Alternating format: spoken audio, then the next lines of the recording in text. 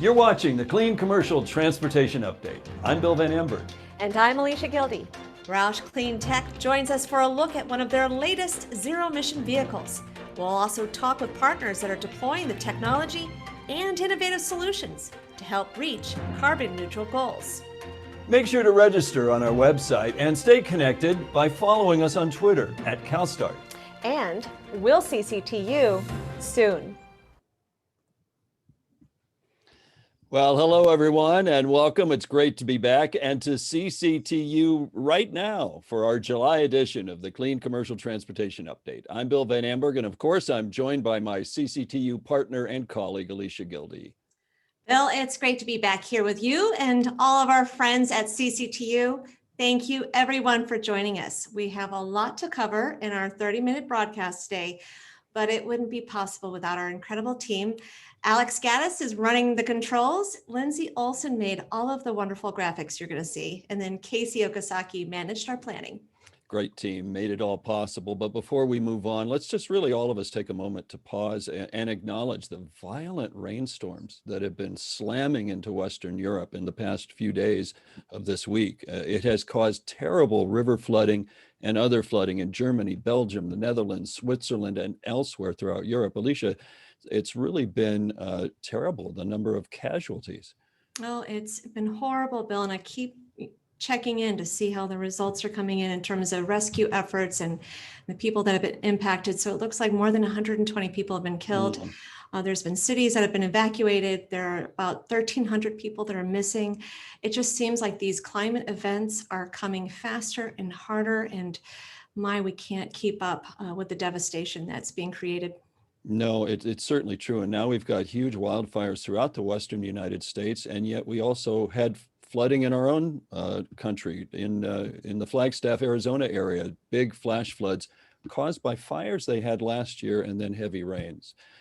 That's why as we begin today, actually, we want to share our plans for the next several months of our work on CCTU. We plan to follow a roadmap to take us on a journey to see how to reach faster 100% zero emission urban vehicles. We're really looking to do it by 2030. How do we accelerate that?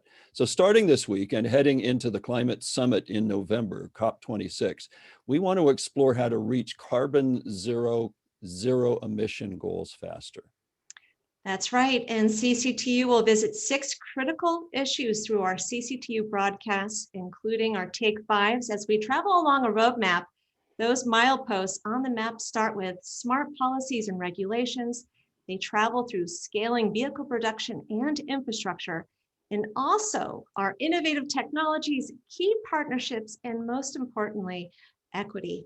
We would love your suggestions on examples of these type of projects and topics that we can be bringing to you, and we might even do it a little bit soon on our poll here coming up.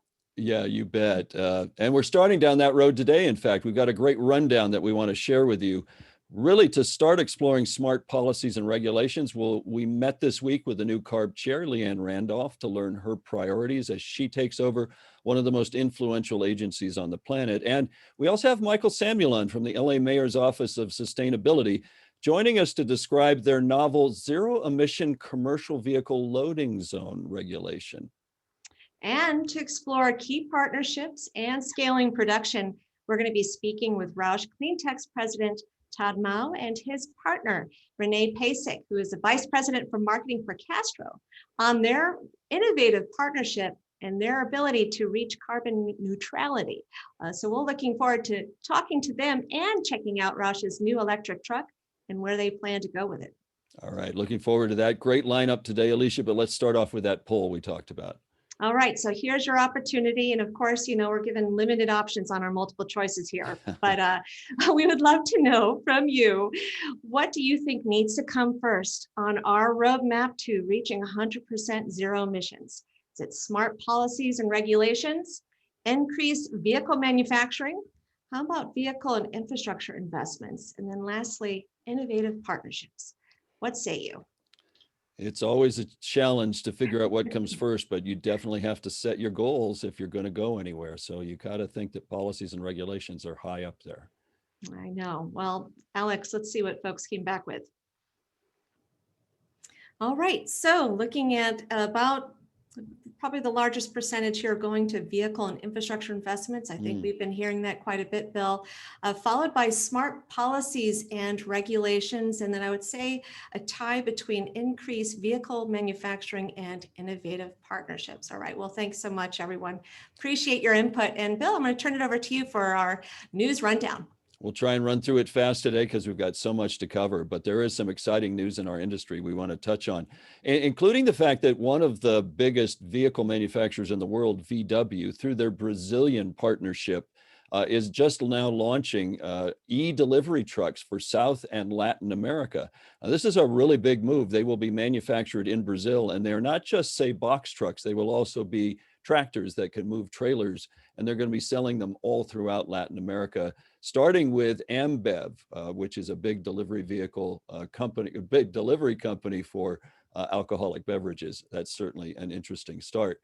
The world's big three truck makers are also very active on infrastructure. They have formed a joint venture partnership in Europe, and this is made up of Volvo, Daimler, which in North America is the Freightliner Group, and the Traton Group, which is VW, but now in North America owns Navistar.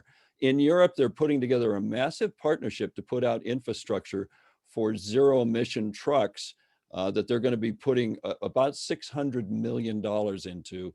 Stay tuned for some news in North America because we are in some interesting discussions there.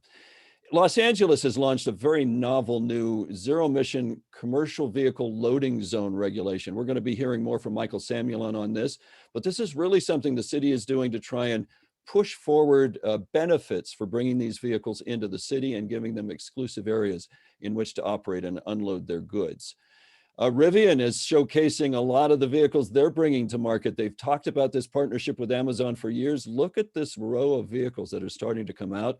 They're already in testing in Los Angeles, but also they're in other markets, San Francisco and also Tulsa, Oklahoma. They hope to really be bringing these out later in the year and early in 22. FedEx is also doing some testing, not just of electric vehicles, but automated EVs. They're looking at these little robotic vehicles as a way to extend into kind of difficult or one-stop kind of delivery zones so that they can not have to send a big truck always to every location on their route. Some really interesting testing going on. GM and Wabtec have partnered. So General Motors doing a lot of work on fuel cells, and they're partnering with Wabtec, which is a big manufacturer, one of the two big ones in North America of locomotives. These will be zero emission locomotives using fuel cell power.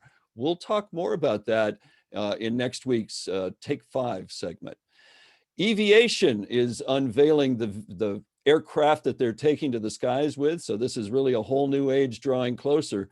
They've been called by some the Tesla of aircraft, but this this aircraft has a range of up to 600 miles.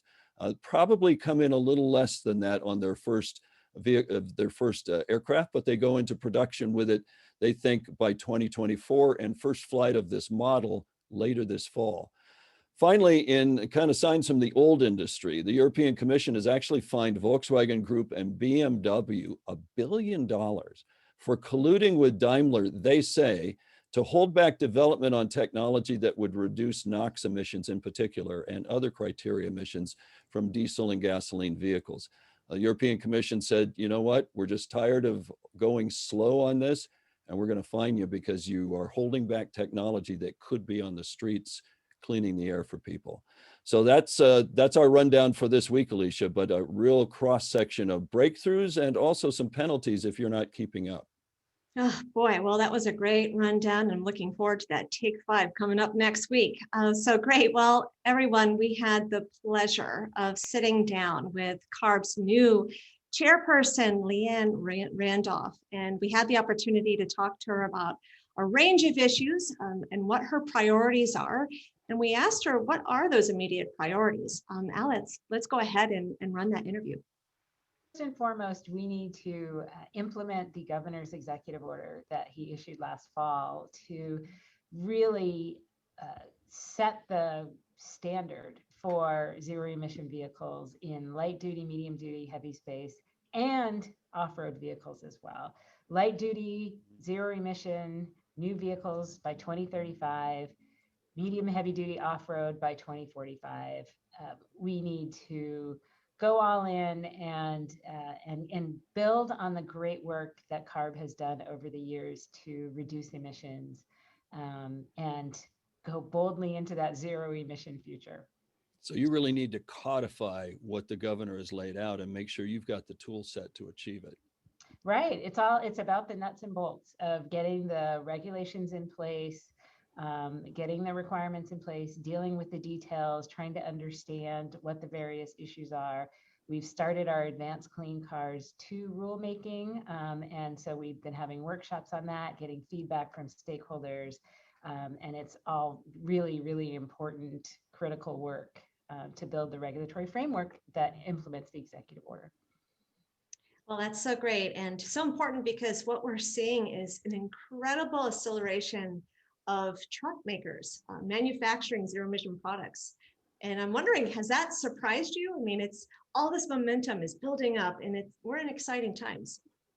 It is really exciting. And I would say I don't think it's a surprise, because it's built on years of regulatory work and work around developing incentives, and sending those signals that produces the market that allows innovators to step up and create the products that we need to see to build that zero emission future. So just really excited to see all the options out there. Well, that's great. Well, what do you see are the big issues that the truck makers have to overcome? Like, how do we help our fleets be able to adopt these technologies? How do we help our manufacturers further the success of developing battery electric and hydrogen fuel cell vehicles? There's a lot of important issues. I think infrastructure is really critical, because it is much more complex in the heavy duty space. The physical needs, the amount of land you need, and the amount of electricity you need, the equipment you need, it adds that additional level of complexity. So coordinating really closely with our partners in the state of California in this work, the Governor's Office of Business and Economic Development, the California Energy Commission, the California Public Utilities Commission, we all need to be working together to make sure that the infrastructure and the vehicles are both rolling out, no pun intended, and really creating a usable framework so that companies can put in these orders with confidence and know that they will have the infrastructure to serve it, and will be able to order the vehicles that meet their needs. And it's supported by investments. I mean, the zero emission package that the governor proposed and the legislature adopted is over 3 years, almost $4 billion in infrastructure, in incentives, in assistance for manufacturers. Just a huge opportunity to jumpstart the market. The advanced clean truck rules rolled out last year. Now the advanced clean fleet rules are in formation. How important is it? Why do we need to have a parallel fleet rule with the manufacturer rule from your perspective? Well, California has always approached this work with both regulatory efforts and market building efforts. And the regulatory efforts are really critical to push the technology on the manufacturer side, but then also ensure that we have deployment and ensure that we are meeting the goals that we're setting, because the folks who are buying the vehicles are buying the most up-to-date, cleanest vehicles and are pushing the envelope. So having all of those tools in our toolkit and making sure that we are thinking about the manufacturer requirements, thinking about the purchasing requirements. We are supporting, we've adopted rules related to transit purchases as well. So zero emission transit vehicles are really important. So making sure we're using all of those levers to move forward. As you look forward for CARB, what are the next big issues that must be addressed? Is it looking at how we more effectively promote equity? Is it really tackling freight emissions and looking at off-road applications? What are the big issues that are important to you as you look forward? Yeah, I think equity is a really critical issue, and a lot of the work we do can really benefit communities that have been hardest hit, particularly around the ports and around highways. So being really effective in the heavy duty space, being really effective in the school bus area, particularly in rural areas, which are frequently economically disadvantaged as well. And then also thinking about how we ensure that zero emission vehicles are accessible to small business owners, to individuals, and really thinking about how we ensure that the advanced technology is accessible to all. Those are issues that we're thinking about every day at CARB, and it's going to be a key focus of mine in the work. I just brought on a senior advisor to help me with environmental equity issues in my office, and really just trying to think creatively and interact with the communities as much as possible to really build an equitable future in California. Really quite inspiring, actually, talking with her. And I think what came away on that was definitely scaling up production, but infrastructure and equity being a really key focus. And CARB doesn't handle infrastructure per se, but they really want to have close ties with the Energy Commission and the CPUC on getting this out. No, it's a great example. I mean, her leadership is wonderful, and it's great to have her and her speaking about, the true partnership and collaboration with the other state agencies and working closely with the Energy Commission on infrastructure and equity. It was just wonderful to sit down and have this conversation with her, Bill. Yeah, it was interesting because we did raise that you're just about to launch this Energize program for incentives for commercial infrastructure, commercial vehicle infrastructure. And she was really excited about those opportunities to link it with HVIP and other programs so that we really could streamline getting the dollars and the technology out.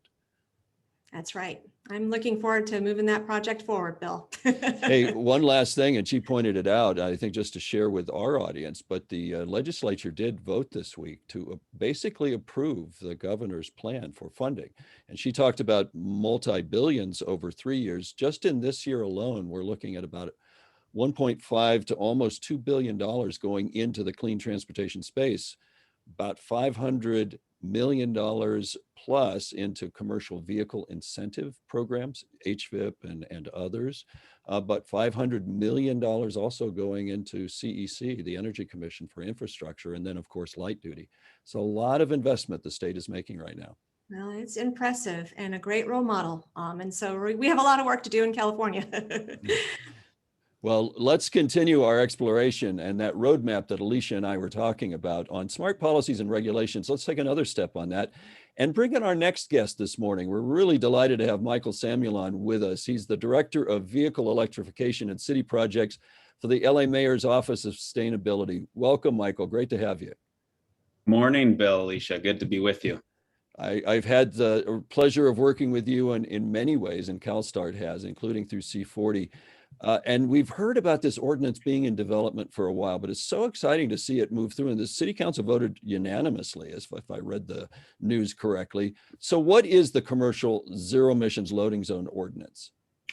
Yeah, absolutely. So just taking a step back, the city has set some very accelerated goals for electrification and zero emission deployments. And in our 2019 Green New Deal, we said by 2025, we want 25% of the vehicles on the road to be zero emission, 80% by 2035. And within that, one of our initiatives was to have a zero emission curb. And the idea here is let's use the assets that cities have control over. Regulating the streets themselves is a little bit complicated. Sometimes there's questions about who's in charge of what and does state have authority. So we said, well, we control the curbs and we can do something about that. So we said, let's make a zero emission loading zone, and it's going to look more or less like your standard yellow loading zone, but ultimately only zero emission delivery equipment will be allowed to use those curb spaces. So that doesn't have to be trucks. It can be trucks. It can be cars. It could potentially be e-cargo bikes. We're not going to pick what type of zero emission equipment here, but it has to be zero emission equipment. So essentially, it's 30-minute loading zones for zero emission trucks or e-cargo bikes or whatever it happens to be. Oh, well, Michael, that's quite impressive, and way to go on rolling this out. And I understand that the zero emission loading zone will become official in a few weeks. Tell us practically, how is this going to be rolled out? Like, how is it going to be enforced?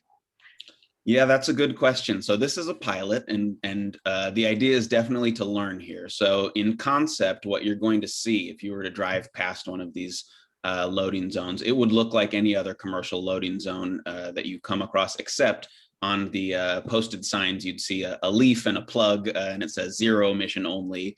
And so the zone itself will look pretty standard, yellow curb space, 20 or 25 feet long. And then in terms of the enforcement, we've been trying to figure out the best way to do that right now, since this is new. And really, there aren't that many zero emission trucks on the road in the States yet. So I think what we're going to probably start with is have our parking enforcement officers, just take a look. Is there a tailpipe on this car? Is it clear that it is or is not a zero emission vehicle? We do ultimately want to get to a more automated way of enforcement. Currently, the parking enforcement officers have digital devices which are tied into the internet and can run through the DMV's database. So what we ultimately hope is that they can just ping the license plate like they do with regular vehicles and see, yes, this is a zero emission or not zero emission vehicle. Uncertain if we'll have that right off the bat with when these are deployed, but that's, I think, ultimately where we're going with what it's going to look like and how it's going to work. And this is how we learn. I mean, and trading this information with other cities and the like. So the city is, LA, so committed to spurring zero emission trucks, all vehicles faster. What do you think this means to speeding ZE truck use? Did you hear from users that, boy, this could really help us justify bringing these into the city? Yeah, we've heard that from one or two fleets, not all of them, so, some are more forward thinking than others, but we did know that it's important to send a market signal. And we didn't want to just do it willy-nilly. Where these pilot zones are going is based on delivery data. So there's a lot of data going into where these curbs are going to be. They're based on density of deliveries from a SCAG analysis that was done in 2018. And we know that it's important to send that signal. So we're going to show the demand side. And what we hope is that for the fleets who are out there, and obviously this is going to start with larger fleets who have money and are able to sort of get these new toys. This is a new incentive, right? So we're not taking away currently existing loading zones. We're going to be adding new ones for the time being as an incentive. And the forward-thinking fleets who have money and are able to go out and get this equipment will get the equipment. And ultimately, as we build out more and do begin to take away existing zones, it will continue to feed that market signal on the demand side of the equation. So we do believe that what it will allow the end fleet user to do is tell their accountants or their spec and procurement people, hey, we need this equipment if we want to do delivery in Los Angeles. That is the ultimate idea. Oh, that's great. Hey, Michael, we have to move on pretty soon here, but just wanted to ask you real quick, good question coming in from the audience. So will this also mean that fuel cell electric vehicles are eligible to access these loading zones? They're zero emission, no tailpipe emissions, so or just water vapor. So yes, they would certainly be included. Okay, and then real quick on this, other cities, could they also replicate this type of ordinance? Yeah, our idea is definitely for this to be a learning lesson, not just for us. I think one thing the mayor has truly pushed his whole time in office is that we need to steal great ideas from each other. And we do it all the time. We see something wonderful in one of the other cities we work with through the C40 network or USDN or any of the other city-to-city peer sharing networks we work with. And we definitely want this to be something that is shared. Our lessons learned. We don't want people to do the wrong things. If we do the wrong things, we want them to do it right the first time. We're looking at Santa Monica, which has launched a voluntary zero emission zone to see what can we learn from what they've been doing with our enforceable curbs. So yes, I think it's critical that cities are talking to each other. Great, Michael. We got to run on, but thank you so much. And we know you'll be sharing these lessons, and we're going to circle back with you in a few months and see how things are going. Thank you for Wonderful. joining us. Thanks. All right. Great. Well, Bill, that was wonderful. Well, moving on quickly here, going live to North Carolina to explore key partnerships and scaling with our friends at ROUSH CleanTech and their president, Todd Mouw. Todd, it's wonderful to have you. Thank you for joining us. Let's talk about some of your key partnerships. And I know you guys have a lot going on, but I think in particular, we'd love to learn a little bit more about your partnership with Castrol. So do fill us in. Yeah, Alycia, thank you. It's great to be here and appreciate all the work you guys do at CalStart. I think here at ROUSH, it's interesting that the power of partnerships, and it's going to take a village to knock down all these barriers to help this transition to zero emissions happen. So I think over 50 years, we've been working with all sorts of Fortune 100 companies to tinkerers, to innovators, and we're seeing all those folks come to ROUSH to help them develop product. In this case, zero emission product. And we finally at ROUSH CleanTech decided to leverage that capability of the bigger ROUSH to bring our battery electric truck to market. So we're excited to do that. We realize though that, and I hate to say this, Jack Roush might flog me, but the simplest thing is actually building the truck, right? All the different things in place in the ecosystem, from infrastructure charging to second life batteries, really makes us recognize that we're just a small piece of that puzzle. And having partnerships like folks at Castrol, you hear from Rayne here in a minute, I think the market's looking for trusted brands. They're going to stand behind the products and solutions to make sure that this is a sustainable transition, not just a 1 or 2 year push. So we're excited to be a part of it. And I know Jack Roush, this is an important part of his transition legacy to help make up for his carbon footprint from all those days of racing and high performance to what we're doing here on zero emission technology. He definitely did contribute a little bit to that, Todd. You're right, Certainly but did. he's given back now. And let's bring in that partner. I'm really excited to have with us Rayne Pacek, VP of Marketing for Castrol. Rayne, thank you for joining us. Why is this important as a partnership with ROUSH, but also what you're doing with your sustainable products? Yep. So thank you so much for having me. The ambition we have as an organization is to be a net zero company by 2050 or sooner, and to help the world get to net zero. And one of the ways that we are doing this is by partnering with like-minded organizations where we can ideate, innovate, and adapt together, all with a view of supporting our net zero targets and aims. In addition to our current passenger car brands, GTX and Edge, we have recently created a range of advanced e-fluids under the Castrol On portfolio. And how we got here today is through our racing partnership. We were introduced to the CleanTech organization, where we've had the opportunity to utilize our e-fluid technologies and capabilities that we created for our OEM partners and consumers. Together with CleanTech and Castrol development, we are supplying advanced products that will be in the F650 in support of CleanTech's goal of producing an electric medium-duty truck for the industry. And even including the fluids on board being sustainable as they're brought forward. Great. Thank you, Rayne. Yes, thank you. That's great. And Rayne, keep up the great work on what you're doing there. All right. Well, Todd, we do have some footage of your electric vehicle that we would love to show that is, I guess, riding along the Roush Fenway racing track in North Carolina. We would like to share some of that video. So Alex, let's go ahead and do that as I ask Todd our last question here. So Todd, tell us a little bit what we're looking at, and then how has this technology advanced from previous models, and where are you looking to go? A great question. We have a history of innovation here at ROUSH. And so this is Class 6 truck, pure battery electric, 100 miles of range, and working with key folks like Penske. Obviously, you've heard about our previous announcements where they're piloting a couple of our trucks in California with South Coast.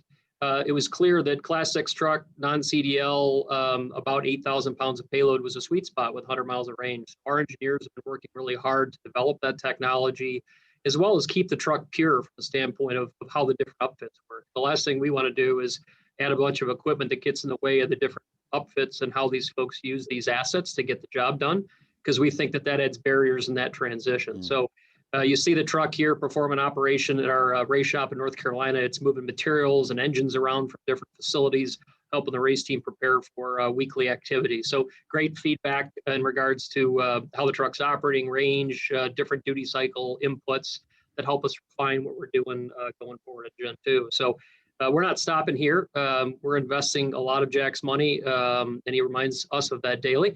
And he's happy about that, right? To make up for that carbon footprint for yesteryear. So a lot of exciting announcements coming from our team. Obviously, I think I mentioned it, the power of the brand.